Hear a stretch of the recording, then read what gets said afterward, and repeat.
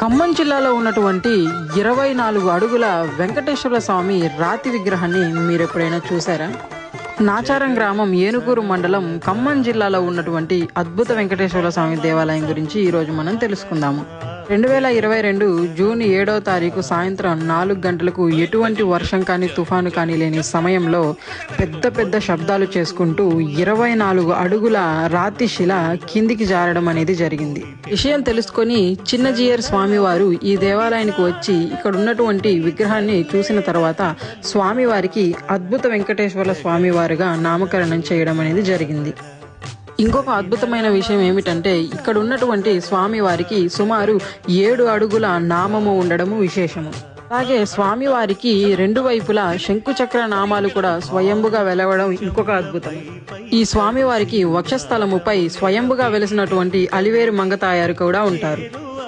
అమ్మవారు వక్షస్థలంపై స్త్రీ రూపంలో ఉండడం ఇంకొక అద్భుతం. స్వామివారు వెలిసిన 2 నెలల తర్వాత ఆగస్టు 7 బుధవారం తెల్లవారుజామున 4 మరో శిల కొండపై నుంచి జారుకుంటూ వచ్చింది. రాతి మీద నెమలి వాహనంతో ఉన్నటువంటి పద్మావతి అమ్మవారి విగ్రహాలను మనం దర్శనం చేసుకోవచ్చు. ఈ దేవాలయానికి సంబంధించినటువంటి మరిన్ని అద్భుతమైన విషయాల గురించి నా యూట్యూబ్ ఛానల్లో లాంగ్ వీడియో రాబోతుంది. Don't miss it.